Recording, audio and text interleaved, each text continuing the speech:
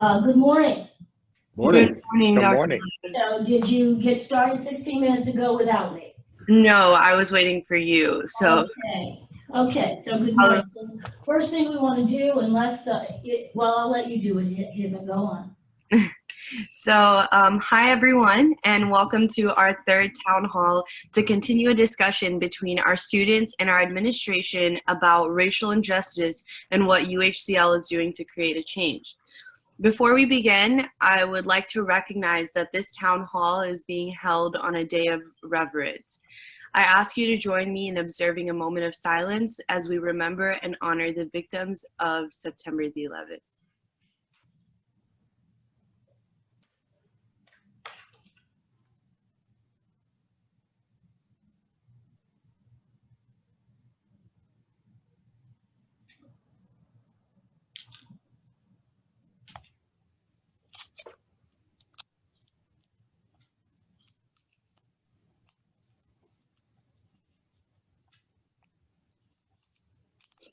Thank you. Now, without further ado, I will pass the floor to Dr. Blake to begin with her opening remarks. Dr. Blake? Okay, again, good morning. Thank you, Ms. Loya, for doing that. I remember it vividly because I did actually see the second plane fly into the second tower. Just want to give you just an overview of some things that are happening, some actionable steps that I'm taking personally, and then to give the divisional leads an opportunity to give you updates on what's happening in their divisions. First thing I want you to know is that I've committed UH Clear Lake to participate in a regional collaboration of 15 universities and community colleges under the Houston GPS Consortium. We're agreeing to work toward eliminating the racial and economic issues impacting the success of our students and our communities. Each institution is going to commit administrators, faculty, and staff, and they're going to be designing some sustainable and resilient actions that will include 4 components. The first is going to be looking at an institutional equity inventory and looking at climate assessments. This is where we're going to be looking at the equity gaps as they exist, the needed actions that we need to be taking, and any assessments that can help direct us in improvement. I want the students to know that their feedback is absolutely going to be critical in this area. Second component is we're going to be participating in some equity institutes. We're also doing some of that on campus. You'll hear from some of the vice presidents about that. But this is, again, as I said, about 15 universities, community colleges in our region. Basically, what the equity institutes are designed to do is to increase the competency of leadership, staff, faculty in addressing equity and diversity issues, not only in the university, but also within the community at large. The third component is an Equity Leadership Institute, which will focus on presidents and chancellors and provosts, and it's going to strengthen our communication skills and our ability to negotiate the complexity around diversity, inclusion, and equity, helping us to promote better vision, more strategic planning, and also what our expectations are for equity efforts. And then the fourth is, again, related to sustainability and resilience, and that is to develop an equity community of practice where we build a set of equity resources and toolkits so that we can keep ahead of any kind of challenges that we may be experiencing on the campus as well as in our larger community.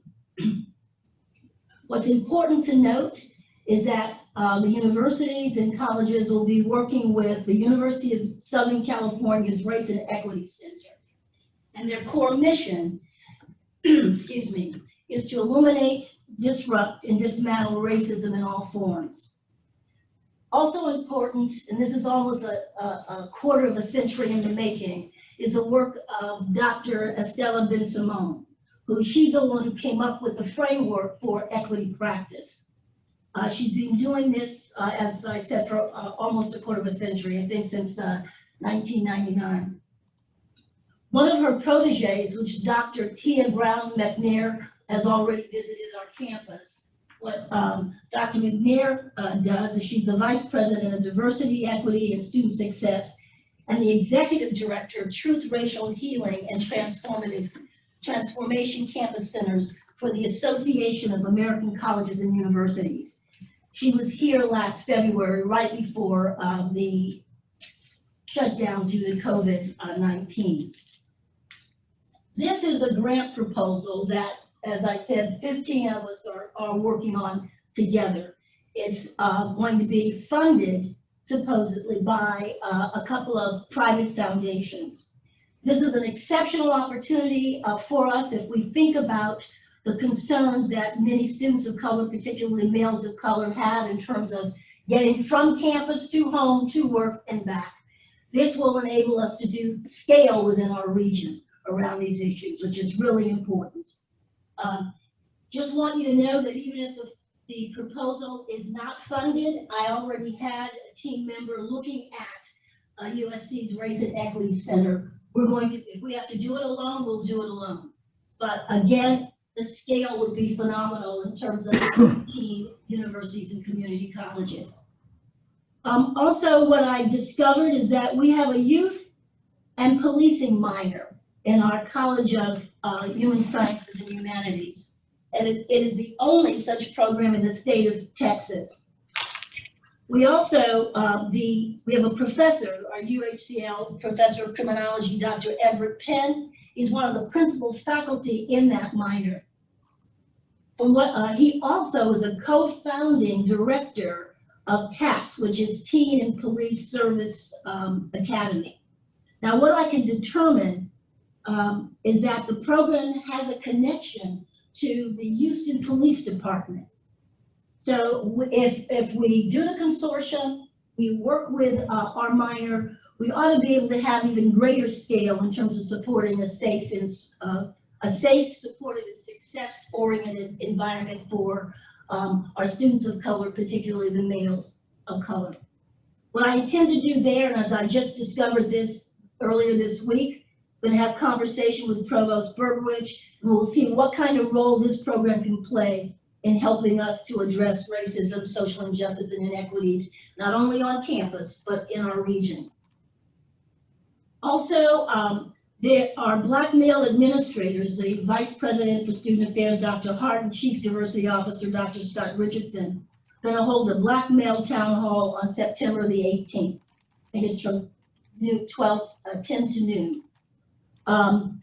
There's already been earlier this week, a meeting between a number of Black male leaders. That's Dr. Hart, Dr. Scott Richardson, the AVP for University Community and Telecommunications, Dr. Gaskins, the interim dean, associate dean of the College of Education, Dr. Simiyu, and then also our Title IX investigator, Dr. Jasper. They met with Chief Miller, who I see him there, and also Mr.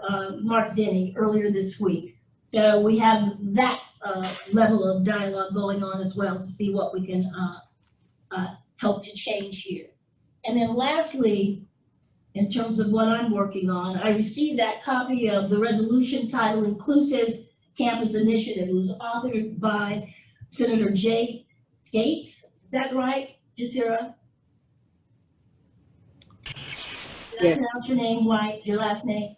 Yes. Oh, great, okay. Was introduced on November 21st, 2019. I forwarded to the Vice President of Student Affairs. He'll follow up on that.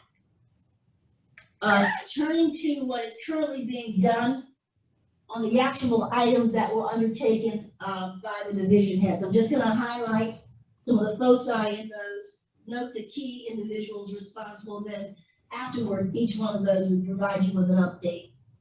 In academic affairs, which is led by the Provost Burbridge, the faculty, as you know, have undertaken a number of important actionable items. One has to do with academic curriculum.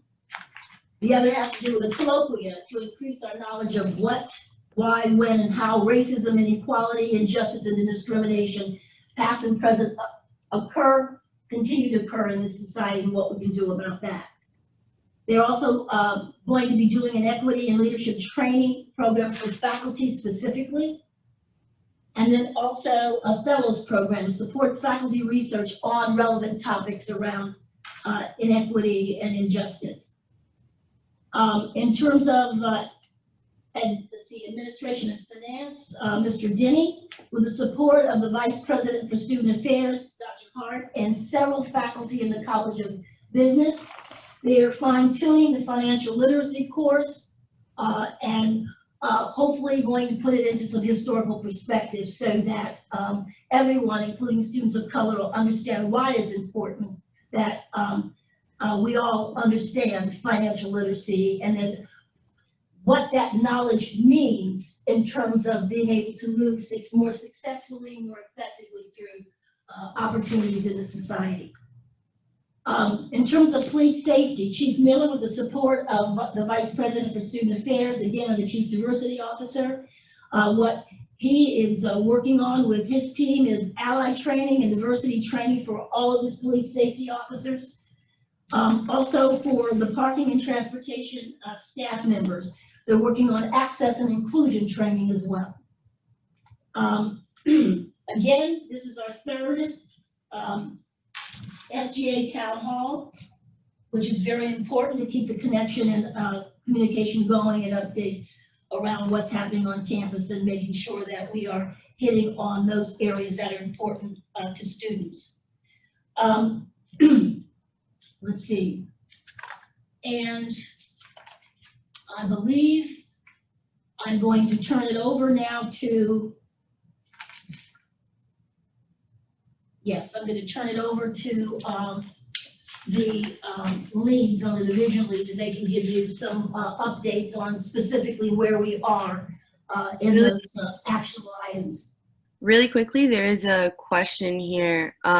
Somebody asked, is it going to be called mail? The repeated use of that and the use of that to market and name events sounds exclusive to sex rather than gender. People experience different levels of violence, harassment, microaggressions, etc., based off how the world sees them and how they present. I actually said students of color specifically, but particularly males of color. So we can definitely, it's definitely broad. One of the things about USC's Race and Equity Center is that they look at intersectionality and human identifiers of all kinds, intersectionally, separately, etc. Okay, but if you recall, if we go back to what were the triggering events were specifically about males of color, black men. And that was one of the concerns that was brought up. What were we going to do to try to create greater safeness on campus as well as in the surrounding community for them? And can I jump in real quick, Dr. Blake? In looking at the research and trying to combat the issues that are going on from a societal standpoint, this is the first of many different town halls that we plan to have in the Biotheater and virtually. So for this particular section, we are actually responding to our faculty, staff, and students who identify as male for this particular session right here. So this is based on self-identity. And so we will have other town halls which will be inclusive to every identity. So I don't want anyone to think that this is exclusive. There are more to come, but we were asked to have this event for men of color by faculty, staff, and students. So once again, that's why we're using that nomenclature right there, but please know we will have other presentations in town halls for those who identify in different ways. Dr. Hart, why don't you just continue and give an update about what's happening in your area? Absolutely. So in addition to once again, the event on September 18th, which once again was called upon by our faculty, staff, and students, as it was not an administrative initiative. Really excited to give updates. I know during the last town hall, the administration, was pressed and asked, what are we doing? What are we actively doing on campus to keep our students of color safe? We had mentioned we have a campus-wide University of Houston Clear Lake work group on race, equity, and inclusion. And that group, once again, includes members from all 4 of the divisions and student representation from various student orgs. To date, just wanted to share 4 tangible goals and initiatives and action items that are being put into place by that group campus-wide. One, that group is in the process of creating meaningful opportunities, activities, initiatives, programs on campus that will start this semester that will foster learning and understanding regarding racism, diversity, and culture. Second, the group has identified and will implement, once again, actionable initiatives to eradicate systemic racism, not only at the institutional level, but also through working with faculty and administration and staff. The third initiative is the group is developing metrics to hold the institution accountable for sustainable social reform.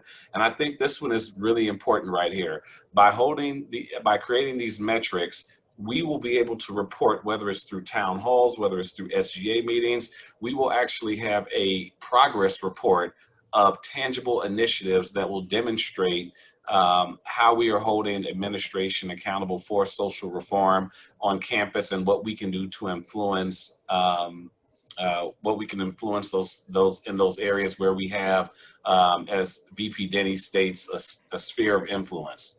And finally, we will engage our students, faculty, and staff to have continuous conversations about life experiences through the lens of someone different than themselves. Once again, I think this is very important right here because it allows those who have not shared certain experiences to understand through a different lens. If I might jump in here really quickly, I would ask that you keep your updates brief as we Sure. have a list of questions to ask you guys with our facilitator, Dr. Jones.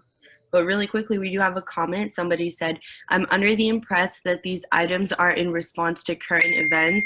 Although these problems have existed for all of our lifetimes, why are, quote, men of color being prioritized when that is not the group calling for equity? At what point will other identities be addressed? I can jump in, and I'm sorry, I thought I touched on this. The reason that this group, once again, this was a group of faculty, staff, and students that reached out to the administration and specifically asked that we create a forum. And we will also create an additional forum for other various groups as well. We're taking the lead. I do want to point out, it may seem like this is in response to current events, but I will say these conversations, to have these type of dialogues, were in the works probably last semester, but because of COVID-19, we had to shift our priorities. Obviously, because of the racial unrest that's going on in the country, it made us, push this forward despite of COVID-19. But please know these conversations were taking place as of last academic year. Okay, thank you so much, Dr. Hart. Now, for all the students that are here or faculty members, if you would like to ask your questions anonymously, please click the link in the chat and we will ask your questions for you during the open forum section of this town hall. But for now, I'm going to pass the floor to Dr. Jones to ask the preset questions. Dr. Jones?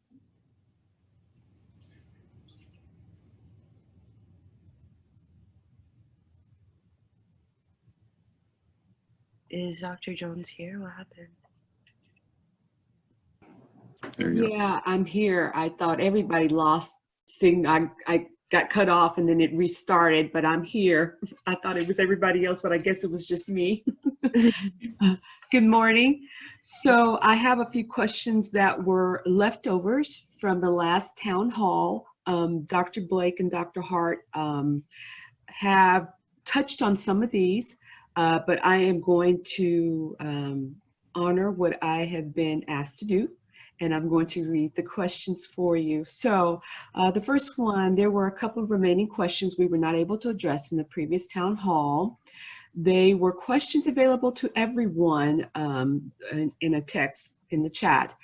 We would like to give the administration the opportunity to answer them now. So the first one, does the university have any programming devoted to addressing implicit bias? If yes, what are these programs and what is their scope? What is their reach? If no, is the university willing to commit to implementing programs that directly address implicit bias? So that's for any administrator. That was, I'll respond to that. That was, I hope that I reflected the efforts in terms of connecting with the Race and Equity Center, which is a comprehensive program with several different dimensions to it. I tried to identify 4 of them there. Also, in terms of implicit bias, as Dr. Hart did say, we were moving in the direction of dealing with issues of justice and equity with Dr. McNair coming to campus in February.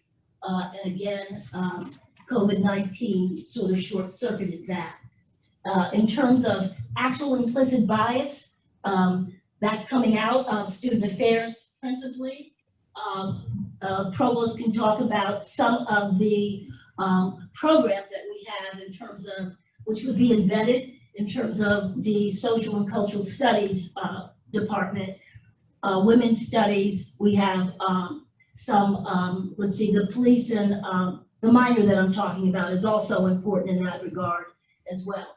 But specifically implicit bias training, that's what the USC Race and Equity Initiative is about, and also the work that's going on in student affairs right now. President Blake, if I could add, and I appreciate you picking out those programs where these sort of topics are discussed. I just want to share with the students and faculty and staff that are on board that just this week, we had conversations around implicit bias, and it occurred in our commitment in the recruitment and retention of faculty across this campus, in particular underrepresented minorities. We're in the process of going through promotion and tenure. And so being proactive, we've had a series of meetings around the faculty evaluation process these last couple of weeks.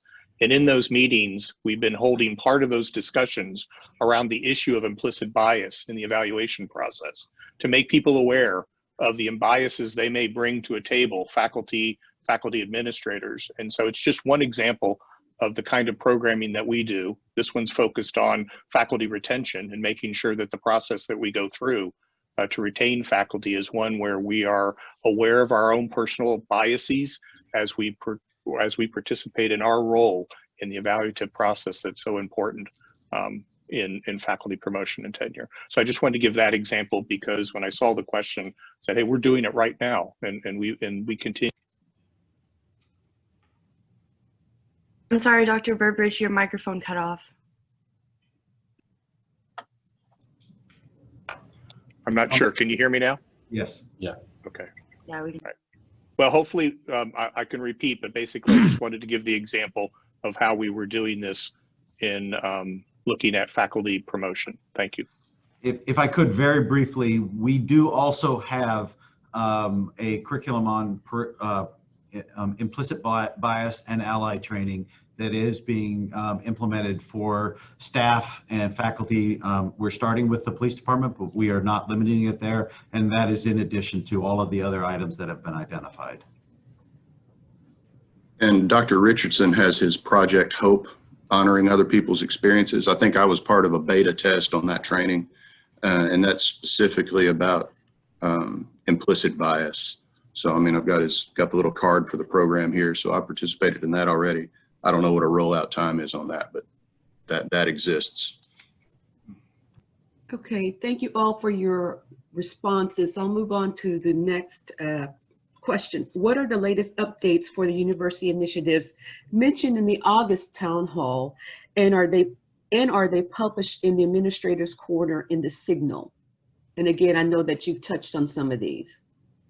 especially like a lot of the concern or the list that Dr. Blake was giving in the beginning in your opening remarks. You talked about a lot of different initiatives. Where will students be able to access this list? Is it going to be available via the Signal? So I'll address that. I think Ms. Bunch, the associate, oh, I see Dion is here. Dion, would you like to address the Signal portion of this? Well, I have been working with Emily Wolf, who's the new editor-in-chief this academic year. She and I have actually been connecting since late July, and the plan was to focus on the new community update corner. She did share with me the link, and what we're planning to do, as Dr. Blake shared the updates earlier during this town hall, is provide that pipeline of information to Emily and work with Lindsay as well as the advisor to establish a consistent place in the Signal for that type of information.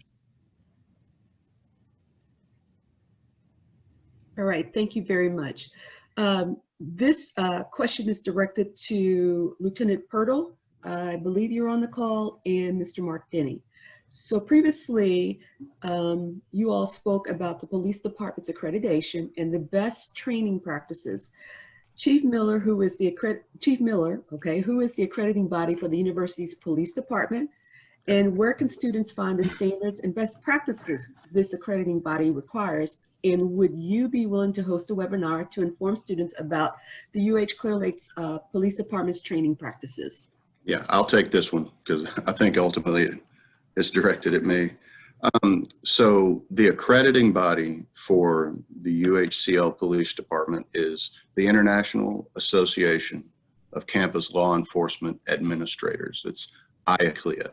So if you receive an email from me, if you look down in the little signature area, you'll see IACLEA. It's what we do. So where can students find the standards and best practices? I'm going to post a link to the IACLEA website and specifically to the standards manual. I'll post it in the chat here in a second whenever I can manipulate this. And anyone will be able to go and look at it and see what the expectations are. But just know that, you know, accreditation is held by less than 4% of all law enforcement agencies. And for university police departments, it's less than 2%. It's about 1.4, 1.5-ish percent of all university police departments. But the key is, so as you read the standards and expectations, the key is it's not enough to have your policies in order and to say you are accredited.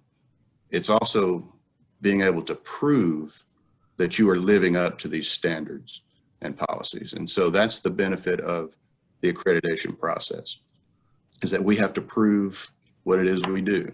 We have the accrediting body come in and basically audit us and make sure we are on task. And if we're not, we're given a written report as to things that need to be shored up and keep straight. So that's the key. So as you read the standards, just know that we also have to prove those standards. And I invite anyone here who's interested and has the time, come and let's talk with our accreditation manager, Kelly Reed. She can tell you everything there is to know about it. It's a wealth of information if you're interested in the topic. And if I could just briefly add two things. One, Chief Miller pointed this out, but I want to stress it, is it demonstrates that we not only have the procedures and the policies, but that we train to them and that we live by them within our police department. And then the second thing is just a note on our specific police department, is that last year, as the University of Houston Police Department were struggling with passing their accreditation, it was our staff that went up and helped them organize and put together their accreditation review and audit because of the quality and how deeply ingrained it is in our processes here at University of Houston Clear Lake. And I think that is critical to point that out. Thank you. It's a culture. It's part of the conversation just on the day-to-day. So I'm very pleased that it's that way. So then there was another question you had about maybe hosting webinars about our training practices. And of course, yes, I'm all about doing webinars for regular trainings and having those conversations. But it would be great as we move out of the COVID era and we get more face-to-face. If we could do those face-to-face, that would be great, because then we can all eat and hang out and talk and do the tangible fun exercises, as opposed to this virtual thing where, we don't really get to interact. It's not true interaction. So yes, I'm all about that. I'll work with SGA and whoever else wants to talk about what that training needs to look like. So let's keep talking. I'm already talking to a bunch of you, so let's talk about it. Thank you, Chief Miller. Hima, real quick, I dropped the link for the IACLEA manual that's on their website. So it's updated pretty much every 12 months as needed on the website. And so I dropped the one that is currently on their website in the chat. Okay, thank you. Before we continue really quickly, I never got an opportunity to complete my opening remarks, so I just want to jump in and say that kind of about the structure of the town hall for those who are a little bit confused. This first part of the town hall is coming from a curated list of questions based off of student concerns mentioned in previous town halls. This first hour will be moderated by Dr. Jones, who will be asking questions from the list. The next hour will be dedicated towards an open forum where students will have the opportunity to ask their questions and receive a live response from administrators. As a facilitator for this town hall, I will be reading student questions and comments from the chat. And a quick disclaimer, these questions and comments are not a reflection of my personal opinions. As a student advocate, my goal is to amplify the student voice. And for those of you who are joining us on Instagram Live, after the 1 hour mark, we will be taking a 2-minute break where you will be disconnected, but we'll be back on immediately after. Now, Dr. Jones, you can continue. Thank you. Mr. Denny, when speaking about how students can hold public institutions accountable for resource allocation, you mentioned the university's publicized budget and resource through SGA and shared governance. Where can students find the details related to shared governance meetings, and how else can students hold a university accountable for its spending habits? The first thing is our shared governance structure is the structure by which we make decisions on our campus, specifically the Planning and Budget Committee of Shared Governance that has SGA faculty, administration, and USA staff representation on that committee, is the primary shared governance committee that performs that function. On our website, any student can Google shared governance, and they will find the web page for our shared governance sites. And all of those committees have their membership published, their meeting times published, and they publish their agendas and their meeting notes, so that and all materials that are brought forward for discussion, conversation, and recommendations that go forward in the university. And all of those groups there, all there on that website with each committee.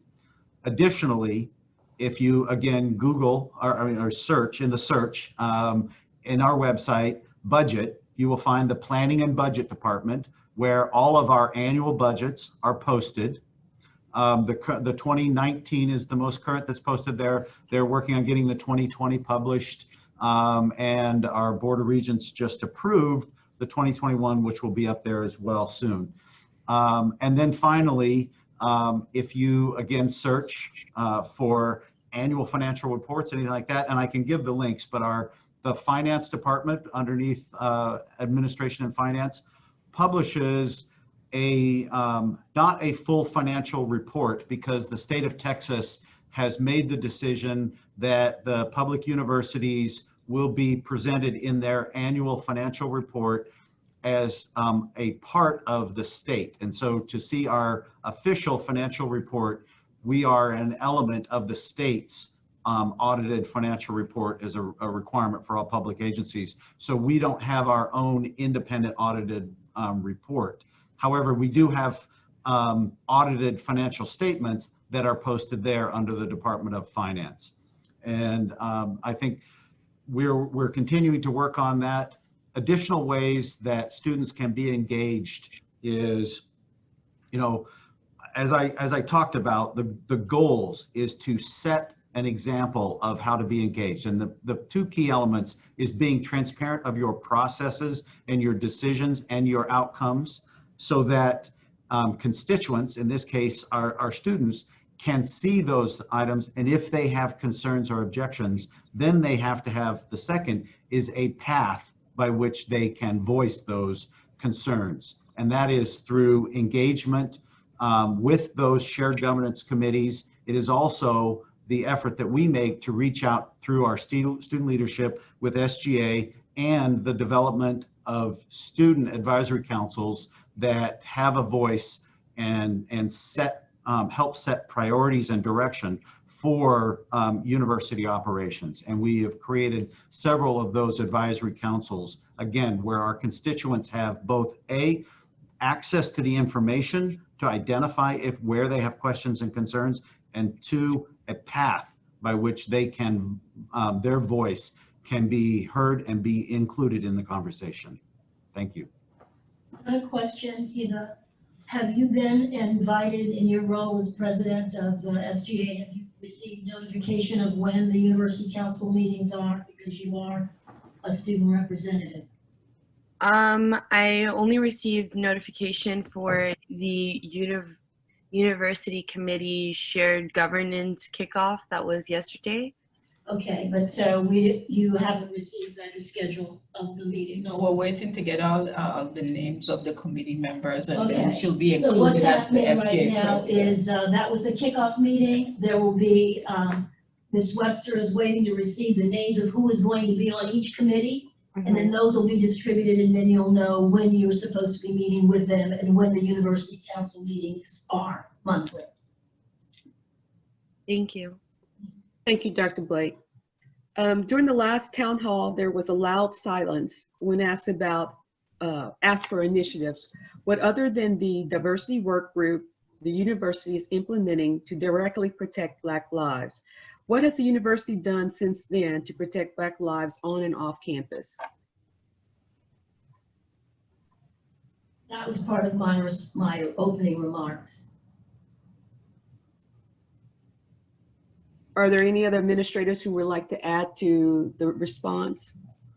I will jump in briefly. President Blake did obviously a very good job of covering many of the things. One of the things I did want to add is that we are continuing to improve, expand, and enhance our diversity efforts for diversity inclusion in our hiring and our employment practices to help ensure that our faculty, staff, and administrators are more closely aligned and reflect the profile of our students on campus for diversity inclusion. And that is something that has been ongoing, but continues to be a focus and an effort, and that we are dedicating resources and effort toward that.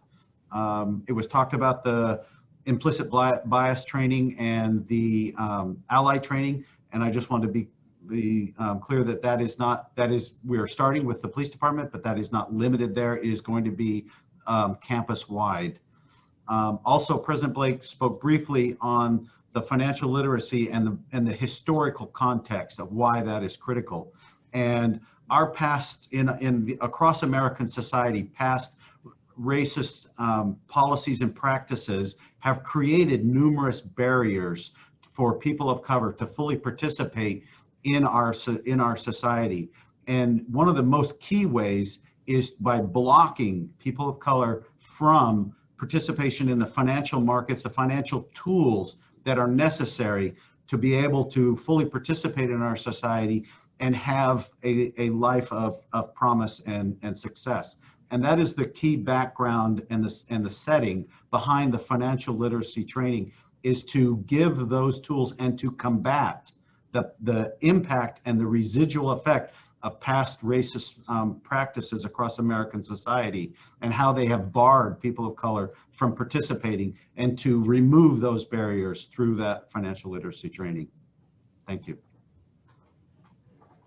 And I would just like to add, the president spoke about several initiatives that are coming from faculty here at UHCL that are set to address the social injustices through education, professional development, and curricular innovation. And she talked about those. I just want to add for this discussion that we are moving forward on the faculty fellowships on race and diversity. And I just want to explain a little bit about what that means. That is really taking the experts that we have here in faculty, call them mentors, who have knowledge and experience in diversity and inclusion, and partnering them with faculty who want to gain more knowledge to improve. The president listed several programs that we do here currently. The purpose of this fellowship is to increase the educational component of how we're getting this into our curriculum. It is so important to go further than where we are right now. Second, she mentioned this colloquium on innovative pedagogy. Again, the focus this spring to start to bring both our experts here as well as guest presenters to campus to talk about how to bring diversity, equity, and inclusion into the classroom is going to be so important for us to really move the needle. That's the professional development piece. And last but not least, we are going to be looking through this academic year. This is the provost office in consultation and working with our faculty leaders around curriculum change and adding additional curriculum in this area. And so I just want to, on behalf of the faculty of the institution, demonstrate the commitment that the provost office and administration has with those faculty to be proactive in continuing to grow the pipeline of what we're doing, educating and developing our faculty to create the environment in the classroom that we wish. Thank you. Dr. Berberich, somebody asked, which faculty members are considered experts in this field? That's an excellent question. In fact, there's a group of faculty that came forward that identified themselves, but I'm not going to limit ourselves to just saying they are the experts. You're absolutely right. We're going to go through a process to be that mentor. We really want to look at what's the examples that they have. And I don't want to begin a list and start naming names. I'm going to just acknowledge our co-host here as one of those individuals, but recognizing we have many, and you're absolutely right. We need a process by which we identify that, but I'm really pleased to say that at this institution, it's not just a few, it's several. Thank you. Dr. Jones, if I might round out the administrative team on this one, in addition to what Mr. Denny, Dr. Berberich, and Dr. Hart have shared on the university advancement side, we are activating an affinity group of alumni of color. This group will interact with all of the groups and all of the efforts that you have heard about already, and will be our way to begin activating our largest block, which is our 73,000 alumni. This group will be charged with understanding the direction we intend to pursue in this area and participating in the discussion and bring their experiences both as former students at UHCL and also leaders in their communities and in different professions so that we can round out that discussion and be inclusive of that group as well. Okay, so to finish up, we're going to, this question is directed to Dr. Blake. Many of our students are both people of color and commuters traversing the greater Houston area. Police departments across the 9 counties of Houston do not have great relationships with communities of color. How is the university planning to help protect and assist our students subject to the potential adversities these police departments could present? Again, my opening remarks were about connecting with 15 other universities and community colleges to work together, not only on the campuses, but within our region to have an impact on the way in which our students and also all persons of color and with other identities as well feel safe moving around this region. That's one way. Okay, and then also to repeat, we have a person who is connected to the police departments here, in addition to our police safety department, but Professor Everett Penn, whom I will meet with the provost and also his dean to see how we can leverage that minor in youth and police safety and the TAPS program to work with the various police departments, the Houston Police Department, and also any others within our region, so that we can create an overall safer, supportive, and a success-oriented region for students of color, and then also of other identities as well. So that's something that we're working on, and just keep in mind that I just discovered this week that we have this minor, and I will be meeting with Professor Penn and, as I said, the provost and others here to see what we can do about assisting on our end, in addition with what we do with our 15 university and community college partners. Scale is very important here in terms of not just the campus, but the entire region, so that persons of color can move around in the region and feel safer, and also to feel supported and seen as potentially successful in whatever it is that they're doing. Thank you so much, Dr. Blake. Now, before we take our 3-minute break, this is the last comment I'll be reading before we jump into open forum. It says here, the items were directed at men of color. That has little to do with Black people as a whole. Needs are different. So again, what is being done to protect UHCL's Black community, specifically timelines, who's involved, goals, etc. Additionally, financial literacy means nothing when the system is this corrupt. Please stop acting like our net worths make us any less Black. I would imagine that everyone here wants a full life of achievement and success. So it's not about just limited to net worth. It's about your overall achievement within the society.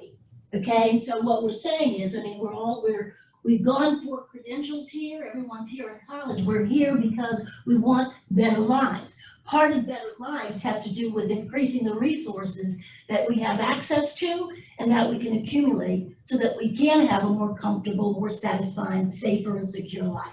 So the financial literacy is an important component for all students, particularly those of us who've gone through public higher ed. Okay, and if hopefully the person heard me say persons of color and those with other identities. Who else? And it's all about self-identity, as Dr. Hart has said. We're starting somewhere. If I'm not mistaken, the triggers for all of this were the lives of Mr. Floyd and also Ms. Taylor, correct? Okay, so that's what we're dealing with as a first step. Okay, but if you look at what we're talking about in terms of equity training, not only in terms of the 15 universities and community colleges, but also what we're doing here on the campus. We're not limiting it to anything. We're talking about equity, injustice, okay, opportunity, discrimination, and we know that human beings have a range of that depending on how you identify and how you are identified. Okay, so it's not one or the other. We're starting somewhere. And if I'm not mistaken, I received a number of questions about what was the university going to do about moving from campus into the community and back around safety, feeling safe. So this is where we're starting. Thank you so much, And Dr. Blake. And once again, I want to answer that question specifically because as I read it in it says the Black community, you know, specifics and timelines and who's involved. You must understand that people of color do not feel safe, and they're not safe because of not only the racial injustice, but also the bias and the treatment. So let me give you some specifics and a timeline. Within the next few weeks and throughout this semester, various divisions, not just one, various divisions are implementing implicit bias training. When one of the students mentioned, are we doing implicit bias training? Not only are we doing it, it's not just coming from one area, whether it's SDEI coming out of academic affairs. And the last thing I'll say, I know we have a time here, safety is by our campus police department. And our campus police department is also receiving this specific training so our officers on this campus can better serve our community. So our specific UHCL PD officers will receive not only the implicit bias training, but the ongoing diversity training and how to serve this community. And I think that speaks volumes that our officers have reached out and want to receive that training to keep the community safe. So I just wanted to give some specifics. And I apologize, one quick thing is also within our transportation, we are actively working hard to be able to expand and include and provide transportation, safe, reliable transportation to our students in and around our campus, both here at Clear Lake, Pearland, TMC. Those are our high priorities of ours.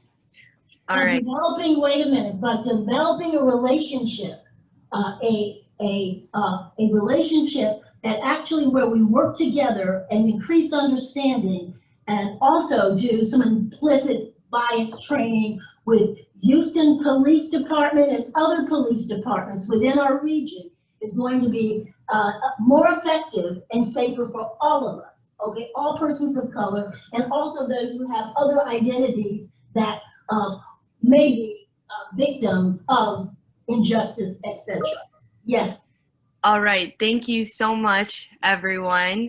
Thank you to our amazing administrators for answering our questions. We have now hit the 1 hour mark on our discussion. We will be taking a short 2-minute break to give our attendees an opportunity to collect their thoughts and prepare for the Q&A session. Feel free to use this time to type your questions in the chat box and we will address them shortly. If you would like to submit your question/statement anonymously, please click the link in the chat. For those of you joining us on live, you will be disconnected, but don't forget to rejoin us for the second half. Thank you very much. Thank you, Hiba. Thanks, everyone. Thank you, Dr. Jones. You did a great job. Thank you, Dr. Jones. You're welcome.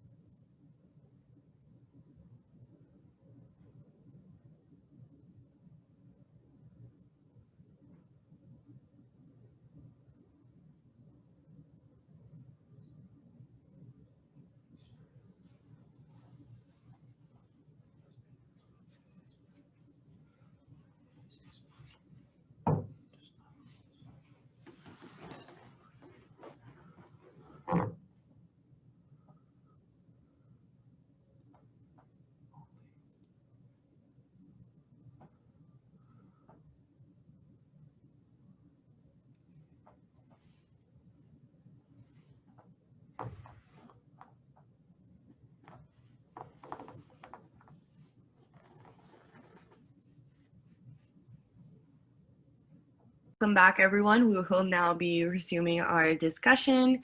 Let's see, the first question we have here is, I think this is a general statement. I don't trust the Houston Police Department when there is video of the chief on the Alex Jones show. He's supposedly one of the most progressive when it comes to community outreach and bridging the gap between historically marginalized communities and policing institutions in the nation. If he is doing that, the quiet honesty, I have little faith for some anti-bias training for HPD. Okay. I will scroll up. I think there's a few questions I missed as well. Does anybody have any comments on that? Well, but that's not a question. You know, is there something specific that can be asked about our university in that? That's a statement. Okay, let's see. Here we go. Some of these conversations in programming for Black men has been to focus on enrollment and retention. So saying this is for justice rather than money looks suspect. How will the upcoming programming be tangibly different outside of a stated mission or blurb?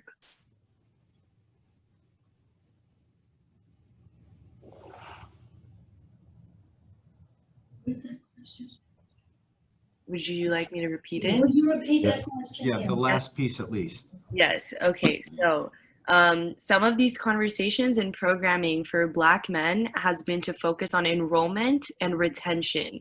So saying this is for justice rather than money looks suspect. How will the upcoming programming be tangibly different outside of a stated mission or blurb?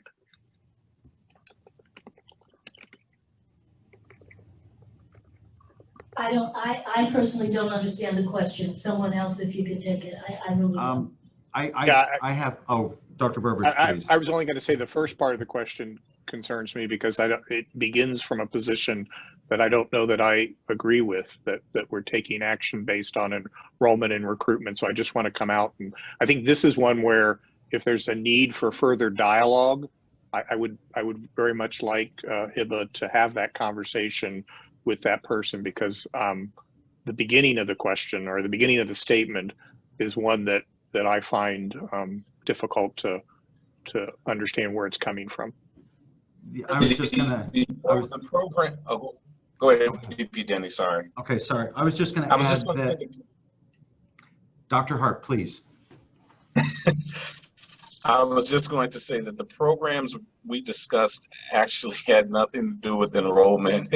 It was about creating a dialogue to make sure that the participants felt safe, specifically speaking, how they view their environment on campus and what we can do to support that group with actionable items. I don't believe we discussed anything that had anything to do with enrollment. I was just going to add, you know, I had a conversation when I first joined University of Houston Clear Lake, and it was with the CFO, Chief Financial Officer of another university. And he was commenting that he felt University of Houston Clear Lake had made a mistake through downward expansion, and that we were trading students that had already demonstrated their success in community college and were progressing through, and graduate students. So I guess if it were an aspect of enrollment and the money that the university could get through enrollment, then we are completely off base, because that is, but the truth is that is not our mission. That is not our vision. That is not why we exist. And in recognizing that we serve students that come from disadvantaged backgrounds, we are putting the resources and the time and the energy and the concentration to provide those supports. And those supports are not inexpensive, but it is not about making money. That is not why any of us chose to be in higher education. And that is not what a public regional university, and especially not University of Houston Clear Lake, is our mission and why we are here. It is about helping our students have that life of purpose, whatever that is that they want. And that is where all of our support programs stem from, is where is our mission? Where are our values? All right, the next question we have here. I specifically asked the provost during an SGA meeting last year about the evaluations and having a section for individuals from underrepresented communities to be able to let admin know if there are concerns regarding the treatment by professors. I was informed there were other ways to address this. Can this be reconsidered? Thank you for the question. And there's several in there, Hiba, that deal with student evaluations of faculty. So I'm going to try to lump them all together because I did come to SGA in the spring at the request to talk about the student evaluation process. And I just want to give a little history for those who may not have been at that meeting.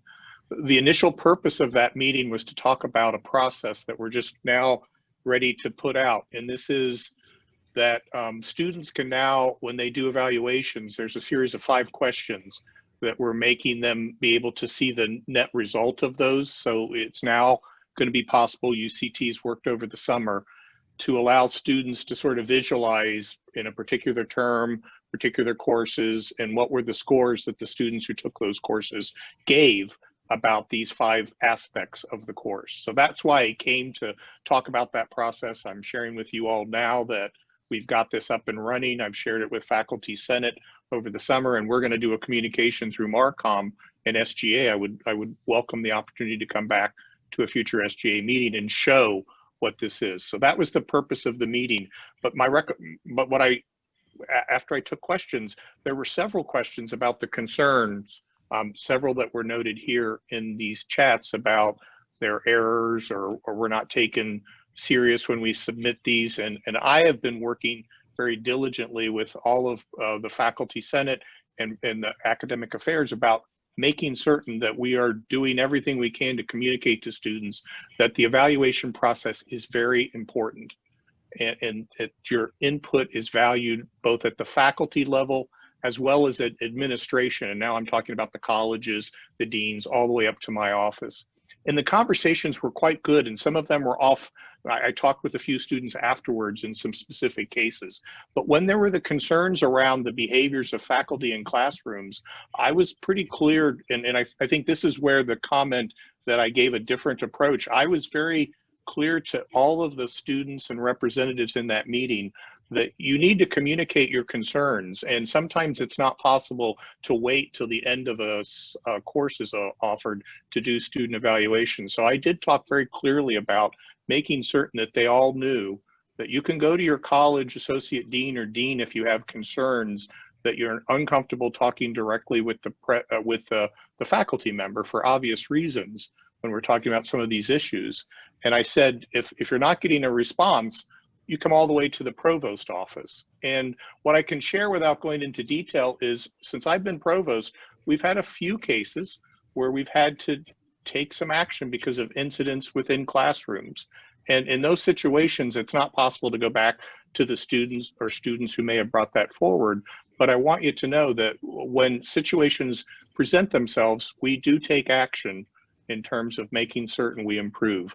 The last thing I want to say is the recommendation at the end, Hiba, I'm happy to have a conversation about getting feedback direct to my office through another method, a small group, because what I hope I shared on the spring meeting was my commitment to make sure that all students knew when situations are challenging in the classroom, we want to be responsive. And all of this is reactive. And so let me just point out at the end that a lot of what we were talking about and what faculty have brought forward in whether it be colloquiums or other fellowships is a real commitment of this institution to be proactive too, to be doing things to make certain that faculty are having the conversations they need to improve the learning experience in the classroom. I see your hands up. Thank you. Thank you so much for your answer, Dr. Burbridge. I do ask that the administration keep their answers brief because we are getting a lot of questions now, especially anonymously, and we did start this meeting a little bit late. Question I have here, let's see. When do we stop praising and start acknowledging that people have real complaints? There's a lot of gaslighting in these responses as if students haven't already shared that they aren't 100% comfortable with the PD regardless of the awards. That's, Chief Miller, do you have a comment? Or I'll jump in briefly. We are trying every aspect we can to first identify where are the areas where our students feel uncomfortable with our police department. It enables us and is necessary for us to understand that, for us to then be able to identify what changes, what courses of actions, what things we can do. In addition to that, we are working diligently within the police department to create those relationships. They're meeting both with SGA, with outside of SGA student organizations, student groups, to be able to create those relationships. And therefore, that is what it opens those paths of communication so that we can understand where there are challenges, where there are conflicts, where there are problems. And then we are being very proactive at taking action if we identify those as we do this. So I don't want to give any type of a gaslight. We take these questions and comments very seriously, and we are trying to create those lines of communication so that there is a safe path for students to voice those concerns, and then we will take action on them. All right, thank you, Mr. Denny. So we have another question here. How are we working to decrease bias towards Asian students in light of COVID-19 discrimination?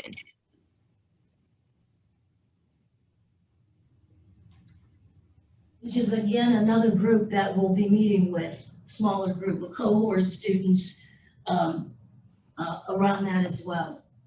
Okay. At this particular point, we're still at the center, the higher level equity training across the board. That's what the work with the Race and Equity Center will help us do, is across the board. But that is an incredibly important issue as well.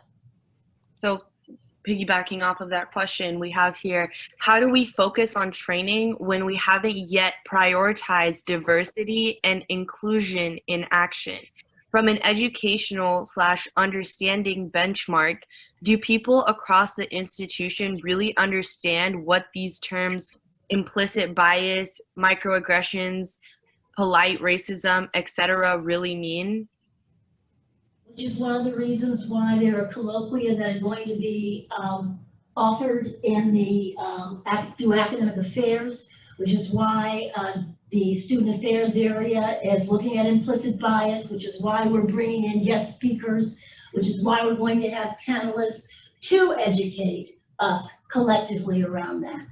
Okay, we're not doing one thing at a time, not sequentially. We're trying to do several times to build capacity and understanding, and also for meaningful action. Okay, there are many things we can do. What Mr. Denny was talking about was identifying where the gaps are in terms of what we think we're doing and what the students feel we're not doing, so that we can shrink that and create a more inclusive environment and more respectful as well. Okay, not just include, but respectful and engaging as well. So here's another question. In what areas are white leaders stepping up to address and resolve the issues we are discussing today? Most initiatives seem to be led by people of color, and people of color are not the problem. Can I respond to that briefly? Oh, President Go Blake. ahead, Mr. Okay. Denny. This is something that I've been thinking about a lot, and while I don't necessarily have the answers,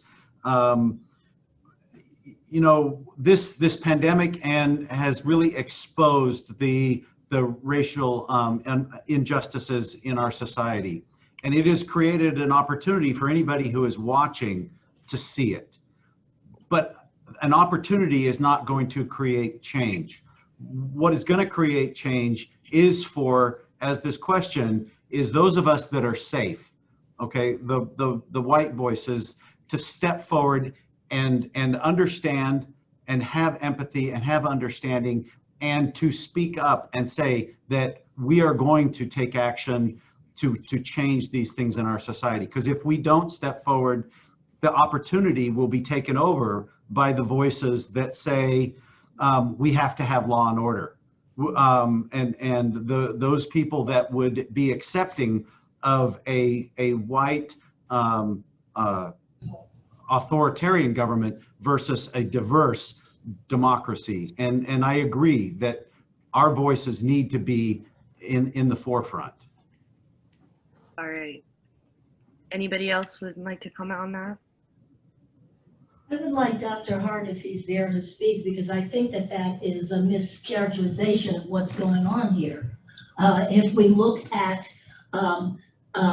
Provost Burbridge, Mr. Denny, Chief Miller, Mr. Staley, they've all stepped up in their own ways. They're admitting that they don't have full understanding of the problem because they haven't historically had to empathize. The way in which the society socializes us is that there is no empathy around race, okay, or around different ways of identifying, okay?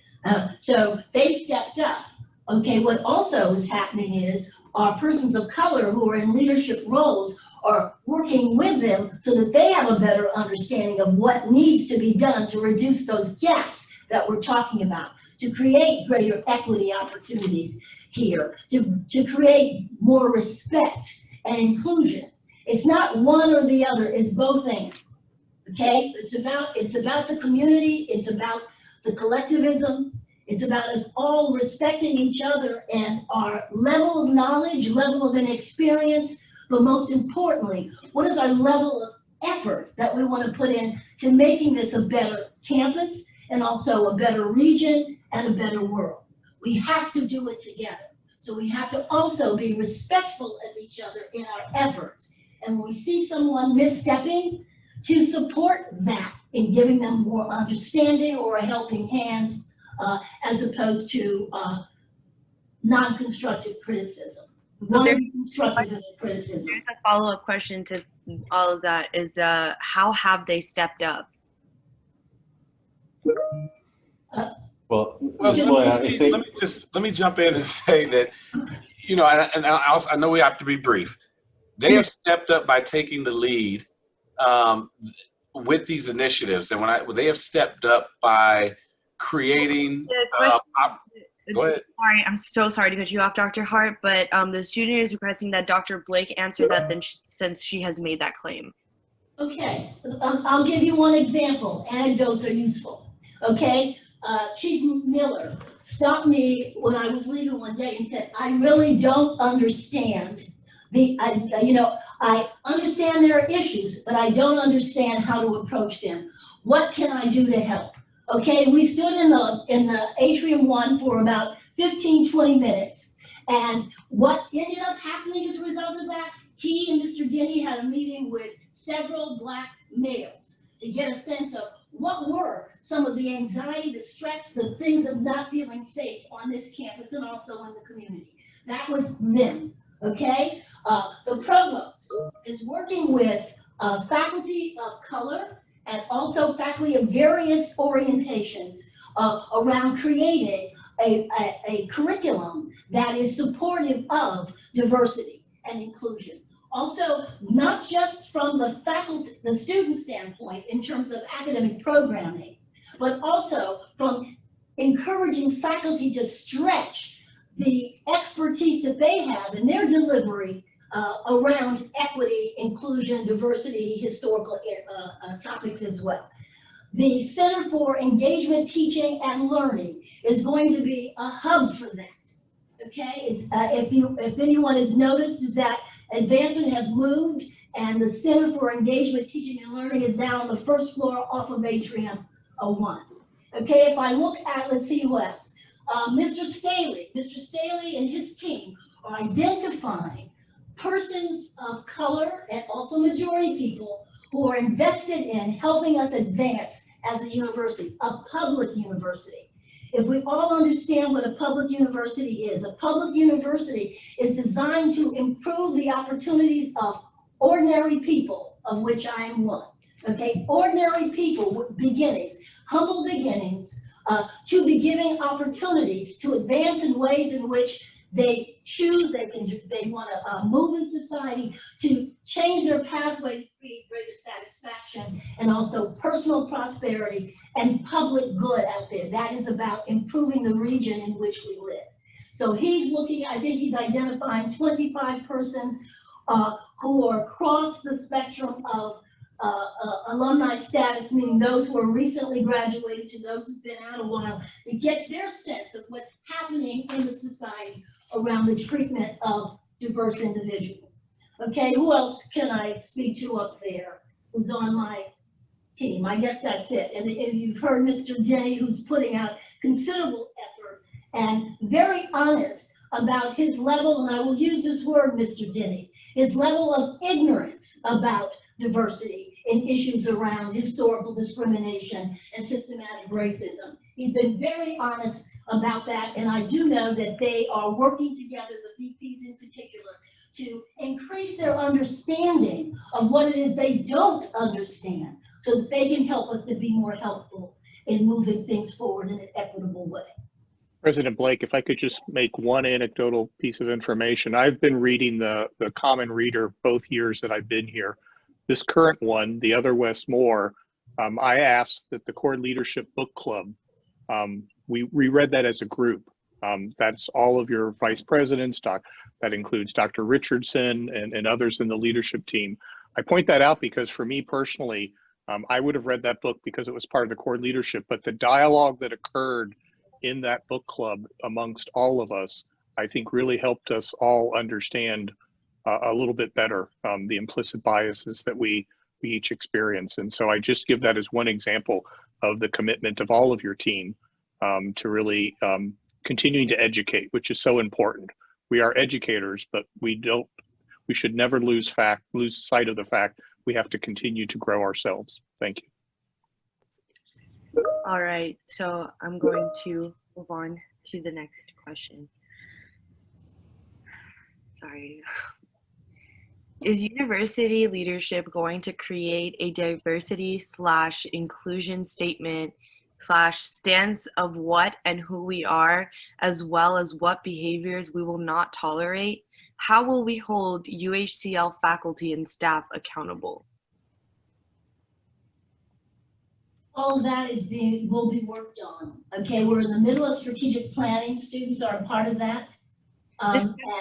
We have one of our themes is cultural inclusion. You're on it, yes, Eva. Sorry, I was going to say, I think this question also goes hand in hand with another question that was asked, which was, what about already tenured faculty that are known to be racist and sexist in class?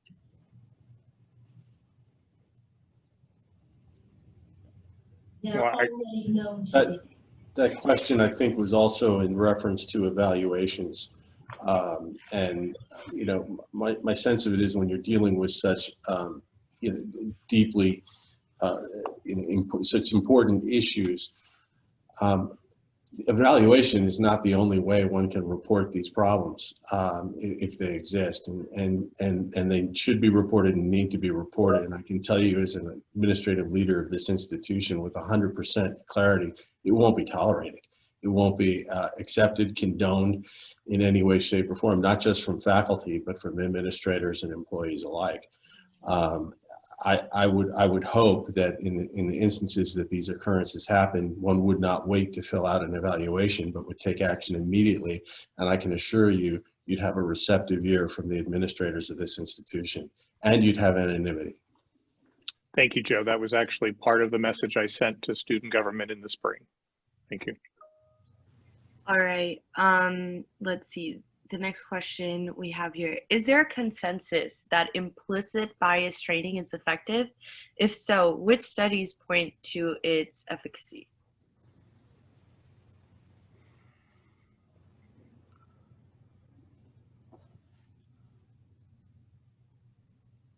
I'll jump in on this. I don't think, and I'm specifically speaking to student development research, there's no consensus on anything. You can't find a consensus on any study, on any research whatsoever. So to answer the question directly, no, there's no consensus. There's always outliers. There's always dissenters. What we know to be true is that it is effective in student affairs as it relates to training staff. We find it to be we tend to gravitate toward the studies that show the effectiveness of implicit bias, but I would be lying if I said you couldn't find a study that shows, you know, a one-off study that says it's not effective. If I could add to that, Dr. Hart has touched on this today, as well as has Dr. Richardson, who's unfortunately not on this meeting. But the first step is the training. The second, and this is the most critical, is the holding ourselves accountable, is to setting our standards and saying anything less than this standard is unacceptable, and continuing to reinforce that and to, like I said, hold ourselves accountable. That is what makes the training effective, is the accountability piece. All right. Moving forward, somebody just asked here in the chat. The question that I'm about to read is directed at Mr. Staley. At the answer Mr. Staley gave regarding students who experience issues regarding racism, sexism in the classroom, to whom do people report? How do they report? Where can students find information about reporting these infractions? What can be done to ensure students know how and when to make reports? So if I can jump in, Joe, because I believe the link has been provided to the chat where that at least one location for everybody. So there's reporting information at UHCL/report-IT/. So there's an anonymous connection. Dr. Hart, I see Mark's raised his hand. At the bottom of any of our web pages, if you scroll to the bottom, you will see there, it says report it, and click on that link, and it will take you to an array of options to report anything that any student feels they want to report. All right. The next question we have here. There are several centers that exist on campus. It seems as if some of these are not focused on students. Are there plans to create a center for race, culture, and ethnicity, or something similar? This could be more beneficial to the students in providing resources, advocating for students, and supporting our status as a Hispanic serving institution, as well as supporting our entire campus community. To me, this would be better than some of the other centers that exist. Please let me know if you Provost, want to take that? Well, I think each of those centers, you know, so I'm not here to defend the centers. They're created through a process, but I think certainly with student affairs around our strategic plans, we can explore the aspect of creating such a center. And Dr. Hart, would you talk about the creation of your division and how recent it is? Absolutely. The Division of Student Affairs was just created July 1st, 2019. So we're a little over a year old. And the sole purpose for the creation of the Division of Student Affairs is to look at issues like a center for race, ethnicity, and inclusion, along with other possible centers and avenues for supporting our diverse student groups. Once again, if you look at it, and this is not an excuse, but we were 7 months into our infancy when we pretty much needed to shift gears towards COVID-19.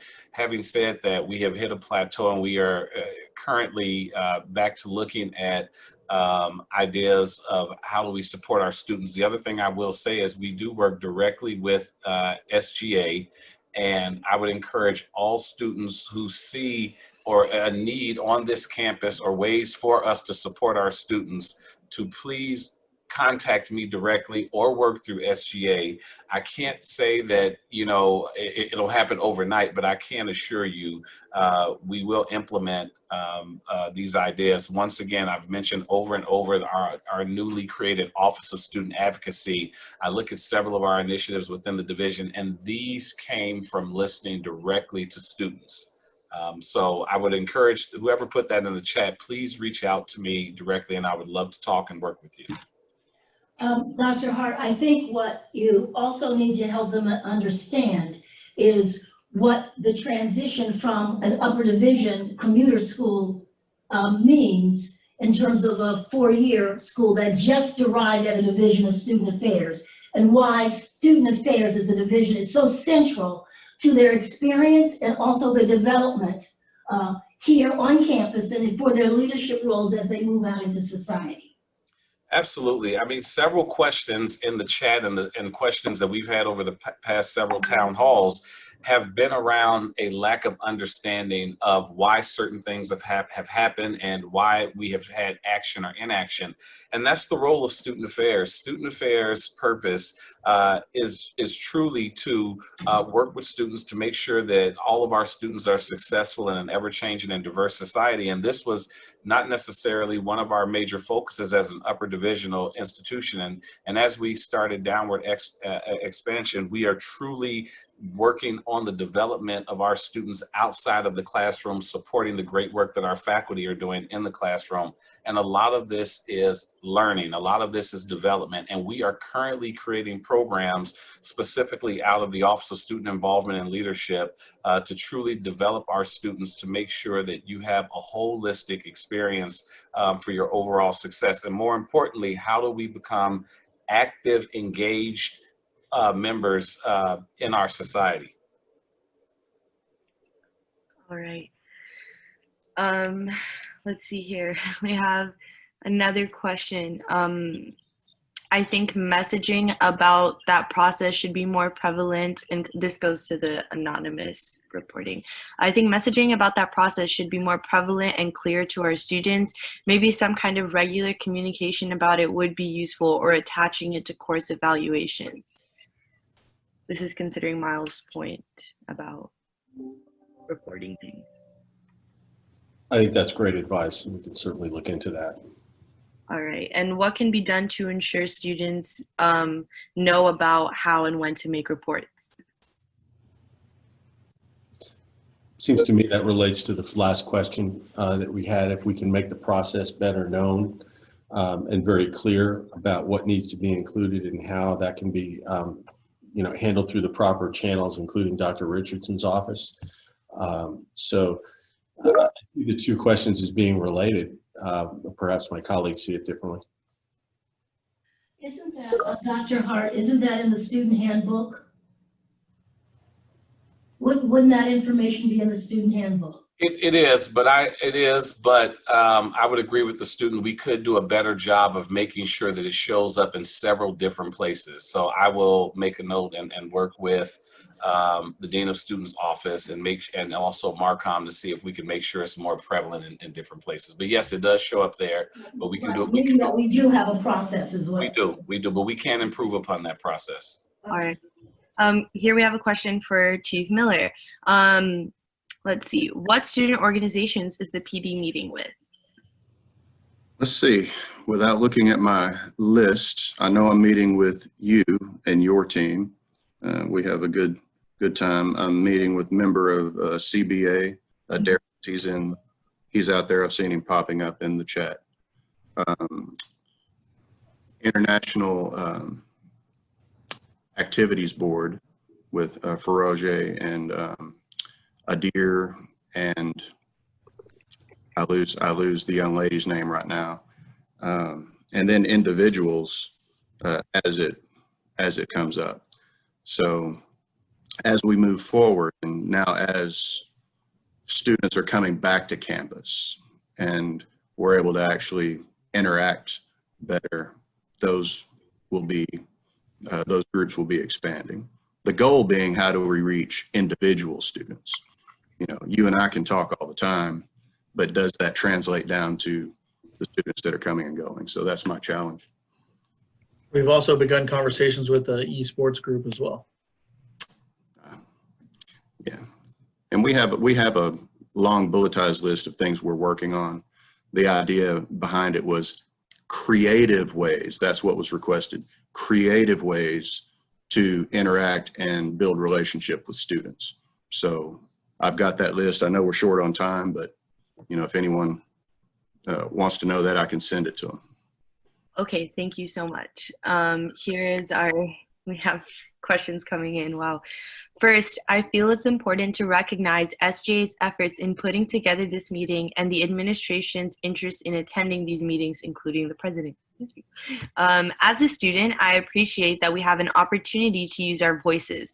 With that said, we as a community, students, staff, faculty, and even those who graduated from this institution all need to work together. So while students are demanding very specific answers, they also need to show grace and join the effort. Sorry, now my question, what are some plans to move UHCL forward as a model diverse university in the region as it aims to increase recruitment? And I don't mean strategically putting people that look like me on the brochure. You know, I think President Blake touched a lot about with our engagement in Houston GPS and the large consortium of campuses in the region that we're engaging with and setting the example and setting the standards across the entire region with all of our partner institutions.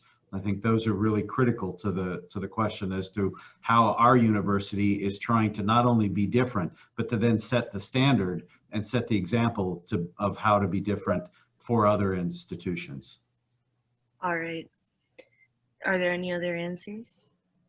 I just want to point out that they're in the midst of a process with a company, Carnegie Dartlet, where we're trying to collect information from students, faculty, and staff, both actually the whole list that you just described in the question, to get the input about who we are and to really understand how we can reach out to all of the differing groups that we want to try to attract here to UHCL. So there's even action now to really better understand that process and become more strategic as we move forward. All right. I believe this one is for Dr. Hart. Is the Office of Student Advocacy readily available, or are they still SAC? I'm confused as to what services they offer and when that will be available to us as students. Absolutely. So they are no longer SAC, so I can tell you that, and we are in the process of once again transitioning into the Office of Student Advocacy as it relates to the services. Several of the services are currently available: the Career Closet, the Hawk Pantry, which has been established for a while, and if students need to reach out to the Office of Student Advocacy, that staff is available to address any concerns or help them. And if I could just add from the SAC side of things, while SAC doesn't exist any longer, students are still getting all that support in admissions, financial aid, and registrar. If you go over to where they were located, we're calling it the Return to Campus Student Center, because we're really evolving that around making sure we don't lose those very important needs for students as we develop this very important growth in terms of advocacy in the student affairs side. Thank you. I'm going to go to the next question here. What can be done to make Campus Activities Board a more diverse student organization? I honestly don't think this is a question for administration, so I'm going to move on. Has the institution considered establishing a bias incident response team so that as an institution, we have people from across campus talking about how we move forward and we have a different space to report other than a specific person or office? This is an easy one. Yes, 100% yes. The Dean of Students Office, including Dean Melendez, is currently gathering research and best practices, and we hope to have that established maybe toward no later than next semester, hopefully by the end of this semester, but that's a resounding yes. Yes. Now there you go. Do you want to give more details, Dean Melendez? Yes, so we've actually been in conversations with legal counsel to talk a little bit more about what that would look like and could look like, that keeping in mind the liability that comes with establishing a team of that nature. So it would basically be a team from across campus that would come together to address how our campus is moving forward, responding to said incident should it occur on our campus, as well as looking at some educational and outreach efforts. So yes, absolutely, we're looking into that and hope to have that established this fall. All right. Let's see. Are there any more questions? We still have 8 minutes left, students, so feel free to submit your questions anonymously via the link that's in the chat, or use your microphone, type questions in the chat. So it was put in the chat a second ago. Feroje said they're doing a virtual meet and greet for us. He's hosting it on September 17th. That information's in the chat. And then what we haven't announced yet, but we just got approval for, is a police meet and greet. And we'll do the whole COVID-19 precautions and all of that, but it'll be for a face-to-face or an in-person meet and greet, you know, of course, practicing all the social distancing. We're aiming for a SSCB lecture hall, and that would be October 7th from 10 to noon. And we'll save the date here shortly because we just got approval to actually have it. So, you know, anyone who's available, we'll try to do an online virtual component. I don't know what that looks like, but I have another question here. In the previous town hall, I asked, when do we begin to hire those who have already done the work and therefore have the answers, since our administration seems to be so speechless and confused? Scott Richardson claimed that this was already in progress, so now I ask for the status update. Dr. Richardson isn't available today, but I'm hoping that if we were all listening, that we hear progress being made.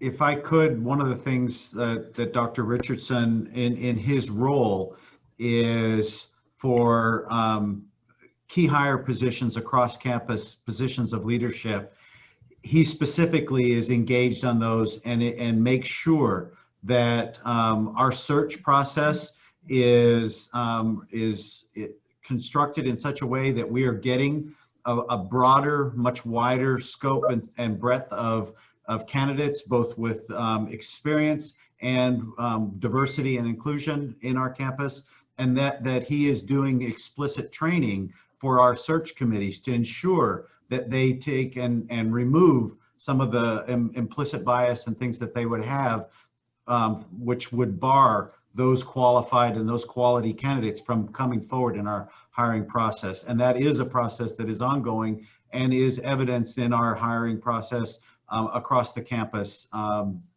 really since President Blake has been here.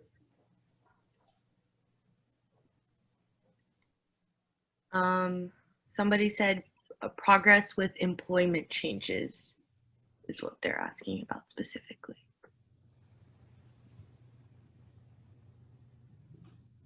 I think Mr. Denny just explained stated our thoughts on that. But are they asking for actual staff changes? Is that what they're asking about? Again, it's not really a question. It's not very clear. Yeah.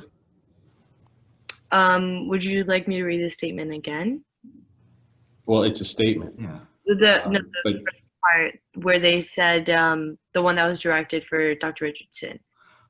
Well, I think an additional thing is, again, and I had mentioned it, and these aren't my words, they're across the entire leadership of the campus, is, you know, ensuring our hiring practices get the best, most qualified and diverse candidates, and then the holding ourselves accountable in our hiring and our employment practices are something. Those are ongoing, and I think they've been expressed and supported throughout the conversation today.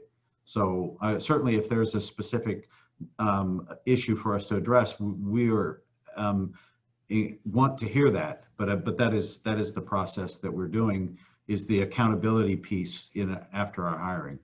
All right, so here we have, how does administration advise students who feel uncomfortable working with UHCL's Title IX Equity and Diversity Office? I would say go and speak with the Director of Human Resources, the Executive Director of Human Resources, as a backup.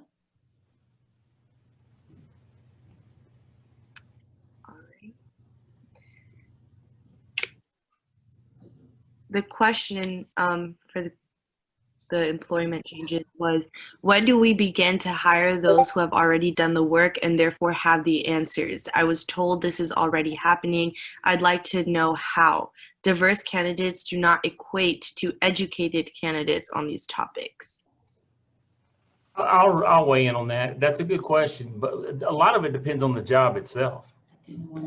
That's the key to factor, because the job description will reflect the essential functions of the job, and but we also have the diversity component, and Dr. Richardson's office oversees the recruitment process especially for director and above positions, and also for faculty positions. So the Office of Diversity, Title IX, is very active in our search processes. Hibben, I may be off track here, but I'd like to answer the first part of that question. When do we hire those who have the answers? So I'm making an assumption, so if I'm wrong, I apologize. But I'm assuming what's meant is, when do we hire those that have the answers to the questions that we are trying to grapple with around issues of race, ethnicity, racial justice? That's what I'm making an assumption. If that's the case, and I know I'm only one person, I have those qualifications. I'm a national expert in that field, in that area. I'm an author, a national presenter, and I've been doing that work for 24 years. And I have a CV that's 18 pages long. Having said that, I have answers, but those answers need to be recreated on each college campus. You cannot have cookie cutter answers. And the other thing is, you must have students involved. I know several times I have heard repeatedly, you can't look to students to have the answers. True, but you can look to students to help come up with the solutions and to work collaboratively. I have never, as a former executive board member of the Black Student Union at Southern Illinois University and an advisor for that group for several years, we have never, ever asked administration to come up with those answers by themselves. It is a collaboration between the students on campus and administrators who sit in a room and come up with the answers together. So I just want to say, we can hire experts, in various fields, but when you get to a new campus, you need to work with the student body and the current administration to see what works on that campus. All right, we are at the 2-hour mark. It is officially noon. I know we started this meeting a little bit late, but I think we've covered most of the questions. I don't see anything else coming in. So I'm going to call this meeting to an end. Oh, there's one last question I will ask before I end this meeting. For those of you who do have to step away, I completely understand. Has the university explored mediation to address the progress in employment changes?